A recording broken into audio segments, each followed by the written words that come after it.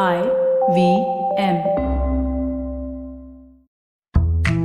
जिग्नेश और पूजा, इनकी 2 बेटियां हैं, जया और अदिति। ये अपनी बेटियों को अपने पैरों पर खड़ा देखना चाहते हैं और जो भी कमाएं वो बस कहीं पर खर्च कर लें, ऐसा नहीं, प्रॉपरली उन्हें फाइनेंस की नॉलेज वो देना चाहते हैं। और बस इसी जरूरत से उन्होंने मुझे एक दिन कांटेक्ट किया। इस फैमिली को फाइनेंशियल डिसिप्लिन के बारे में समझाते समझाते मैंने एक सवाल पूछा कि तुम अभी कहाँ कहाँ इन्वेस्ट करती हो। जया का एक सामने क्वेश्चन आया, प्रियंका आंटी, यूं तो मैं थोड़ा ही सेविंग करती हूँ अभी तो, लेकिन अब मुझे एक क्वेश्चन है, मैं SIP करूं या म्यूचुअल फंड लूं? ये अटपटा सवाल और इसकी चटपटी जानकारी लेकर मैं हाजिर हूँ आज की एक चुस्की फाइनेंस लेकर।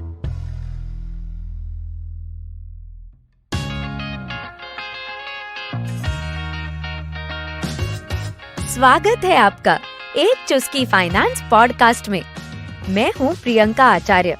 अपने 14 वर्षों का अनुभव लिए मैं आ रही हूँ हिंदी और अन्य 7 भाषाओं में। इस पॉडकास्ट में आप जानेंगे कि कैसे अपने घरेलू फाइनेंस की जानकारी रखें और उसे कैसे बेहतर बनाते जाएं।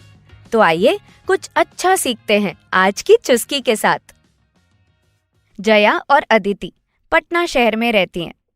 पेरेंट्स मॉडर्न हैं, इसलिए वो अपनी बेटियों को कराटे, पराठे और फाइनेंस सब कुछ सिखाने में मानते हैं। अब दोनों को सैलरी भी मिलने लगी है, तो जिग्नेश ने सोचा कि मुझे लगता है कि मेरी जवानी में किसी ने मुझे सिखाया नहीं, शायद बचपन से किसी ने फाइनेंसेस मैनेज करना सिखाया होता तो कितना बेहतरीन होता ना। मैंने तो जैसे तैसे एडजस्ट कर लिया और दोनों बेटियों को पढ़ा लिखा दिया, घर की जिम्मेदारियां भी पूरी की। लेकिन मेरी बेटियां सारी जानकारी रखें, ये मुझे पक्का चाहिए, क्योंकि कल अगर वो किसी और घर भी जाएं तो वो सर्व गुण संपन्न होनी चाहिए, लेकिन सर्व फाइनेंशियल गुण भी संपन्न होनी चाहिए। और इसी कारण से जया और अदिति को बहुत सारे वेबिनार्स अटेंड करने का भी बहुत शौक है। वो बहुत सारे वीडियोस देखती हैं, बहुत कुछ सीखती हैं। और हाँ, एक दिलचस्प बात कहूँ, एक चुस्की फाइनेंस पॉडकास्ट भी रेगुलरली फॉलो करती हैं। अब मामला ये था कि उनके पास इन्फॉर्मेशन बहुत सारी इकट्ठा हो गई थी, पर उसके साथ एक छोटा सा कंफ्यूजन भी था कि एग्जैक्टली एक structured step by step process कैसे पता चले। वैसे टूटा फूटा तो हमने यहाँ वहाँ से सीखा ही है, और प्रियंका आंटी, आपके एपिसोड से एक स्ट्रक्चर्ड वे में हम अपने स्टेप बाय स्टेप फाइनेंसेस को ठीक भी करते जा रहे हैं। लेकिन अब आगे क्या करें, वो क्यूरियोसिटी बहुत आ जाती है। उसमें जया ने एक बहुत बेहतरीन सवाल पूछ लिया, प्रियंका आंटी, फिलहाल तो मैं थोड़ा थोड़ा सेविंग ही कर रही हूँ, पर मेरे फ्रेंड्स बहुत म्यूचुअल फंड के बारे में बात करते हैं, तो मुझे ये बताइए ना, मैं SIP करूँ या म्यूचुअल फंड लूँ? जया के इस सवाल ने मुझे प्रेरित किया कि मैं आपके लिए लेकर आऊँ SIP और म्यूचुअल फंड रिलेटेड एपिसोड्स। तो जिस तरह से बैंकिंग से लेकर अलग अलग फाइनेंशियल इंस्ट्रूमेंट्स की जानकारी मैं आपको पिछले कई एपिसोड से देते आ रही हूँ, आज मैं आपको जानकारी दूंगी म्यूचुअल फंड के बारे में। पहले तो ये जो म्यूचुअल फंड के रिलेटेड गलतफहमी है ना, उससे मिटा दूं। कई लोग आज भी इंडिया में ये कहते हैं कि म्यूचुअल फंड यानी चिट फंड। अरे नहीं बाबा, चिट फंड एक बहुत पुरानी चीज है, और वो भी अनरेगुलेटेड चीज। इसमें ना कोई रेगुलेटर थे, ना कोई लाइसेंस लेना पड़ता था, बस लोग बहुत सारे लोगों से पैसा इकट्ठा करते थे और फिर कहीं गायब हो जाते थे। लेकिन म्यूचुअल फंड एक काफी सेफ और गवर्नमेंट रेगुलेटेड स्टेप है, इसीलिए तो सेबी यानी securities exchange board of India इसके रेगुलेटर भी हैं। अब मैं सबसे पहले आपको म्यूचुअल फंड का महत्व समझा दूं। सपोज मान लीजिए मुझे एक लोकेशन पे पहुंचना है। अब मुझे रास्ता करेक्टली एकदम बराबर पता है, तो आंखें बंद करके भी चलूं तो वहां पर पहुंच जाऊंगी। याद है ना वो रनवे 34 में कैसे अजय देवगन ने लैंड कर दिया था, एग्जैक्टली रनवे 34 पे। पर जो मुझे ऐसी जगह पर जाना है जहां पर मैं पहली बार जा रही हूँ, मेरे लिए वो जगह अनजान है, तो मुझे जीपीएस की जरूरत पड़ेगी ना डायरेक्शन के लिए। बस म्यूचुअल फंड भी एक जीपीएस की तरह है। अगर मुझे बहुत सालों से शेयर्स, इन्वेस्टमेंट्स, इन सब के बारे में पता है तो मैं अपने इन्वेस्टमेंट्स मैनेज कर पाऊंगी और एक प्रोफेशनल की मदद से उनको स्ट्रक्चर्ड वे में निभा भी पाऊंगी। पर हाँ, अगर मुझे इनकी जानकारी ना हो तो मुझे जीपीएस की जरूरत पड़ेगी, यानी कि एक फंड मैनेजर की। अब ये फंड मैनेजर क्या है, चलिए वो समझते हैं। म्यूचुअल फंड कंपनी सेबी से हमेशा लाइसेंस्ड होती है और ये अनेकों स्कीम्स को लॉन्च करती है। तो हर म्यूचुअल फंड कंपनी के कई प्रकार के स्कीम्स होते हैं, ये भी समझ लीजिए। और हर स्कीम के लिए वो अपॉइंट करते हैं एक फंड मैनेजर। ये स्कीम्स अलग अलग प्रकार के होते हैं, जैसे कि कभी स्कीम्स शॉर्ट टर्म होती हैं, जैसे उन्हें लिक्विड फंड कहा जाता है। कुछ स्कीम्स बैलेंस्ड फंड होती हैं, कुछ schemes long term equity funds जैसे होते हैं और कुछ होते हैं टैक्स सेवर फंड्स। और इसमें कई और चीजें जानने को हैं, लेकिन ये मैं आपको नेक्स्ट एपिसोड में बताने वाली हूँ। तो नेक्स्ट एपिसोड सुनना बिल्कुल मिस मत कीजिएगा। फिलहाल के लिए हम थोड़ा बेसिक जानकारी ले लेते हैं। तो जिस तरह से आपके और पब्लिक के पैसे इकट्ठा करके फंड मैनेजर को दिए जाते हैं, फंड मैनेजर उससे करता क्या है?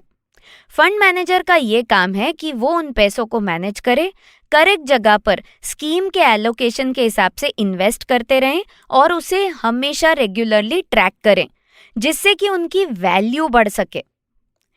जया और अदिति, इनको जब मैंने पूछा कि आपको म्यूचुअल फंड के बारे में कितनी जानकारी है, जया तुरंत बोली, अरे मुझे पता है ना, mutual fund are subject to market risk, please read the offer document carefully before investing. Aditi ने कहा, अरे इतना लंबा लंबा भी क्यों, मुझे तो पता है म्यूचुअल फंड सही है। अरे हाँ बाबा है, लेकिन इसमें और बहुत सारी जानकारी होना जरूरी है। तो आप म्यूचुअल फंड में लमसम या फिर एसआईपी मोड से इन्वेस्ट कर सकते हैं। तो जो जया ने मुझसे पूछा था ना, उसको क्लैरिफाई कर दूं कि म्यूचुअल फंड में एक तरीका है एसआईपी से इन्वेस्ट करने का। एसआईपी कोई सेपरेट फाइनेंशियल इंस्ट्रूमेंट नहीं है। एसआईपी का मतलब सिस्टमैटिक इन्वेस्टमेंट प्लान, यानी अगर आप बहुत ज्यादा राशि नहीं, लेकिन छोटी छोटी धनराशि को हर महीने डिसिप्लिन से सेव करना चाहते हैं और उसे एक पर्टिकुलर स्कीम में इन्वेस्ट करना चाहते हैं, तो आप एसआईपी मोड से म्यूचुअल फंड को चूज करते हैं। यहाँ पर ईसीएस के माध्यम से आपका अमाउंट कटते जाता है और आपके पोर्टफोलियो में बढ़ते जाता है। लेकिन ये सब करने के लिए आपको जो शुरुआत करनी है, उसके लिए हमेशा 5 स्टेप्स का एक बेसिक प्रोसेस जरूर कीजिए। हम कई बार इन्वेस्टमेंट तो शुरू कर देते हैं, लेकिन बेसिक्स को चूक जाते हैं। तो आज सुन लीजिए और इम्प्लीमेंट कीजिए ये 5 बेसिक बातें। स्टेप नंबर 1, म्यूचुअल फंड की दुनिया में कदम रखने से पहले एमफी यानी association of mutual funds of India, AMFI और SEBI securities exchange board of India, इनकी वेबसाइट को देखना बिल्कुल ना भूलें। इससे आपको बहुत सारी बेसिक जानकारी मिलेगी म्यूचुअल फंड्स के बारे में। स्टेप नंबर 2, सेबी की वेबसाइट पर जब आप जाएंगे तो क्योंकि सेबी एक मार्केट रेगुलेटर है, हो सकता है आपको नोटिफिकेशंस और सर्कुलर्स देखकर डर लगे। आपको लगे कि ये तो किसी फाइनेंस प्रोफेशनल के लिए बनाया हुआ है, ये सारा मटेरियल मेरे लिए नहीं। पर यह गलत है। सेबी ने अपनी वेबसाइट पर इन्वेस्टर एजुकेशन की बहुत इंटरेस्टिंग, एक्साइटिंग हैंडबुक्स अपलोड की हैं।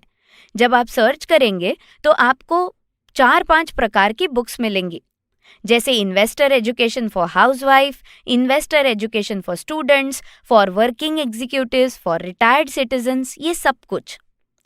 जब आप इस इन्वेस्टर एजुकेशन मटेरियल को पढ़ेंगे तो आपके बेसिक्स बहुत ब्यूटीफुली क्लियर हो जाएंगे।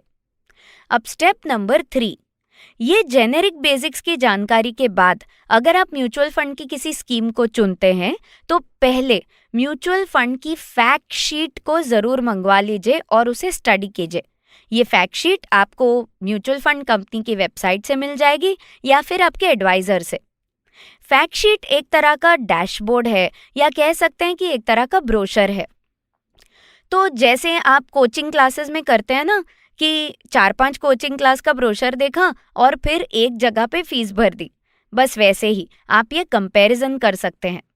स्टेप नंबर 4, बस कहीं मंथली पैसा जा रहा है ना, बस हो गया, ये मत सोचिए। खास देखिए कि किस स्कीम में वो SIP हो रहा है।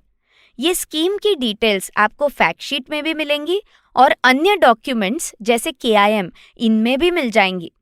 स्टेप नंबर 5, जब तक इन्वेस्टमेंट किया है तब तक उसे यहाँ वहाँ तकलीफ ना दें। जैसे आपने किसी लॉन्ग टर्म इक्विटी फंड में पैसे निवेश किए हैं तो लगभग 8-10 वर्ष का तो होराइजन होगा ही, तो फिर 8-10 दिन में या 8-10 महीनों में अपना ब्लड प्रेशर ऊपर नीचे मत कीजिए। तो जिग्नेश और पूजा ने तो अपनी दोनों बेटियों के साथ रेगुलरली ये 5 स्टेप्स इम्प्लीमेंट करना शुरू भी कर दिया है, ताकि इनकी बेटियां नेक्स्ट एपिसोड में जो मैं आपको स्कीम्स के बारे में बताने वाली हूँ उसको भी जानकर प्रॉपरली इन्वेस्टमेंट करना जल्दी से शुरू कर सकें। तो आप इस 5 स्टेप बेसिक प्रोसेस को अपनाने के लिए किसकी राह देख रहे हैं? तो ये थी आज की चुस्की। मैं हूँ प्रियंका आचार्य और ऐसे ही कुछ किस्से कहानियों के साथ आपके फाइनेंस की समझ को भारी बनाते रहूंगी। आपके फीडबैक और सपोर्ट का मुझे इंतजार रहेगा। आप मुझे फॉलो कर सकते हैं इंस्टाग्राम @PriyankaU पे और लिंक्डइन प्रियंका आचार्य प्रोफाइल से। अगर आपको ये शो अच्छा लगा तो IVM पे और भी शोज हैं जिनसे आप बहुत कुछ सीख पाएंगे। तो आ जाइए IVM पॉडकास्ट के ऐप या वेबसाइट पर। एक चुस्की फाइनेंस पॉडकास्ट और IVM के बाकी सारे शोज को आप सुन सकते हैं आपके पसंदीदा ऑडियो ऐप्स पर भी। हमें सोशल मीडिया पर अपना प्यार जरूर दें। हम @IVM पॉडकास्ट के नाम से हैं, फेसबुक, ट्विटर, इंस्टाग्राम और यूट्यूब पर। तो चलिए अगले मंगलवार फिर मिलते हैं एक नई चुस्की के साथ।